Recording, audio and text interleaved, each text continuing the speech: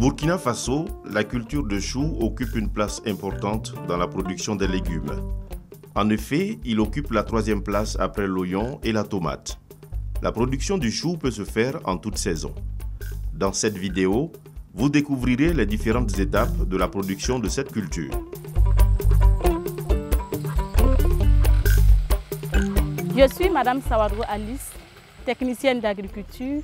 Je suis avec M. Ouedraogo Louis, producteur de choux, dans la commune de Koubri, village de Nambé.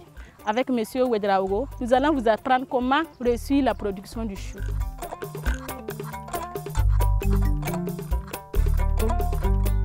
Pour la production du chou, les techniques culturelles sont, entre autres, le choix de la semence, la préparation des sols, au niveau de la pépinière ainsi qu'au niveau de la planche, la fertilisation de la pépinière et de la planche, le repiquage, les entretiens culturaux tels que l'irrigation, le sarclobinage, la protection phytosanitaire et la récolte.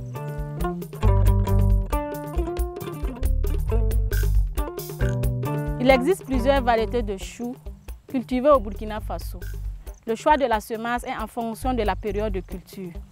Pour une production de saison sèche, vous pouvez utiliser les variétés telles que Kaka Cross, Express Cross, Asia Cross, Tropica Cross, Fabula ou King of King Cross.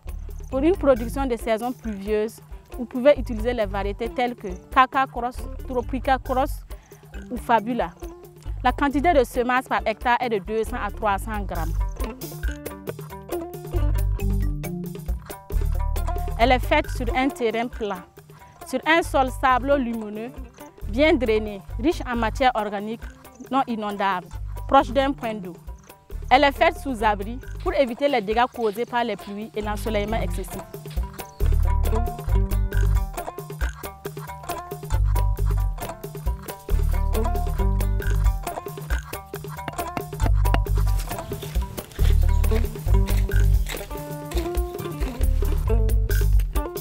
Pour une production de saison sèche, réaliser des planches creuses pour retenir l'eau. Pour une production de saison pluvieuse, réaliser des planches surélevées pour faciliter le ressillage et éviter les inondations. La superficie de la pépinière est en fonction de la surface à repiquer. Pour 1 hectare de choux à repiquer, il faut une pépinière de 60 mètres carrés.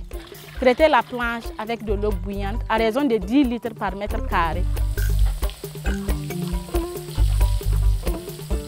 Et couvrir avec un film plastique pour désinfecter le taureau à la chaleur.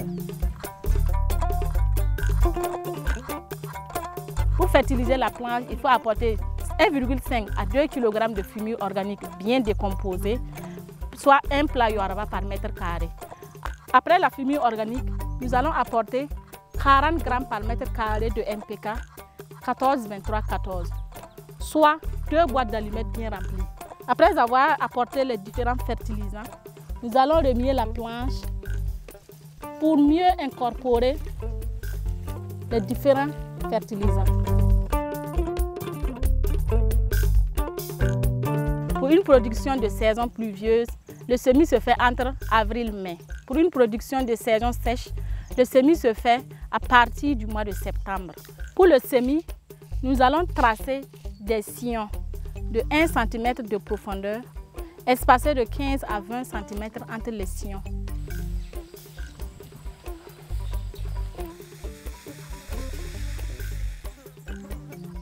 Vous semez de façon à ne pas couler beaucoup de graines. Nous allons maintenant corriger les écartements des grains dans les sillons.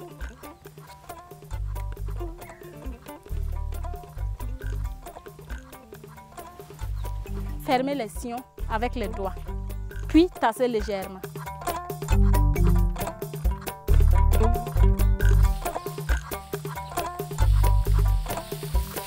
Appliquez le paillage après le semis, car il est indispensable, surtout en période de forte chaleur. Contrôlez la levée. Enlevez le paillis lorsque les plants ont poussé. On enlève le paillage pour permettre aux plantules de croître. Apportez 6 litres d'eau par mètre carré 3 fois par jour. Nous sommes en face d'une planche ensemencée il y a cela 15 jours. Donc il faut dire que les entretiens continuent. constatez avec moi qu'il y a les mauvaises herbes. Donc il faut enlever les mauvaises herbes. Après avoir enlevé les mauvaises herbes, il faut constater s'il y a des attaques et faire des traitements. Il est conseillé de bien surveiller la planche du chou parce que c'est à ce stade que commencent les attaques. Surtout la chenille du chou. La durée de la pépinière est de 3 à 4 semaines. En ce qui concerne le repiquage, ne repiquez que des plants vigoureux entre 5 à 6 feuilles, aux écartements de 60 cm entre les lignes et 40 cm entre les plants.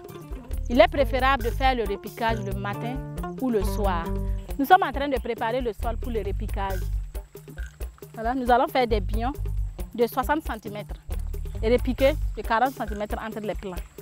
Voilà, nous faisons les bions parce que ici, l'irrigation est le système gravitaire. Il faut arroser abondamment avant d'enlever les plants pour le repiquage.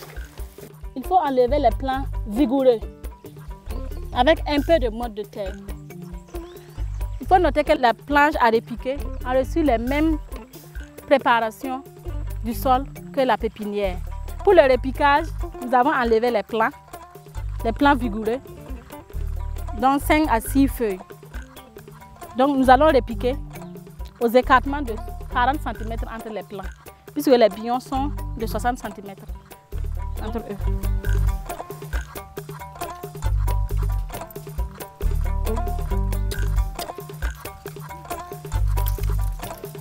Arroser immédiatement après le repiquage. La dose de NPK à apporter est en fonction de la formulation. Apportez 300 kg de NPK 14-23-14 en fumier de fond par hectare, soit 15 à 16 boîtes d'allumettes par planche de 10 g par mètre carré, ou en fumier de couverture en 2 applications. La première application, c'est la première semaine après le repiquage et la seconde application, c'est au début de la pomaison. Apportez 225 kg d'urée en 3 fractions de 75 kg. À la 3e, 5e et 7e semaine après le repiquage.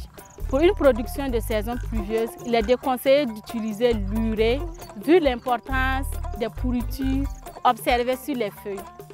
Après la fertilisation, nous avons l'irrigation. Apporter de l'eau régulièrement et en quantité suffisante en saison sèche. Augmenter la quantité d'eau au début de la pomaison.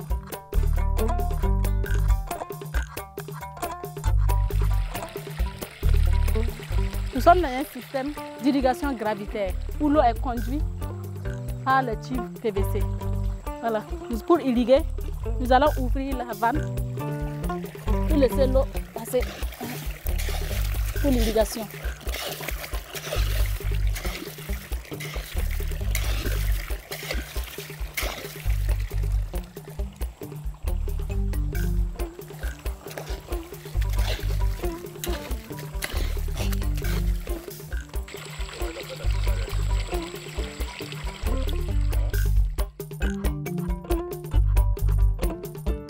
Après l'irrigation, nous avons le sarclobinage. Réalisez régulièrement des sarclobinages, surtout en début de culture.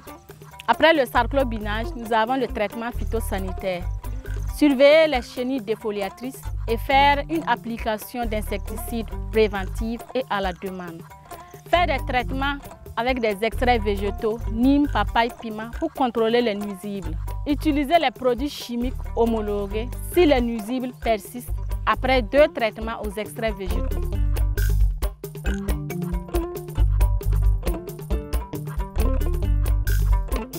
Nous sommes à l'étape de la récolte qui intervient autour de 80 à 100 jours après le repiquage. Nous sommes sur un champ de production de choux.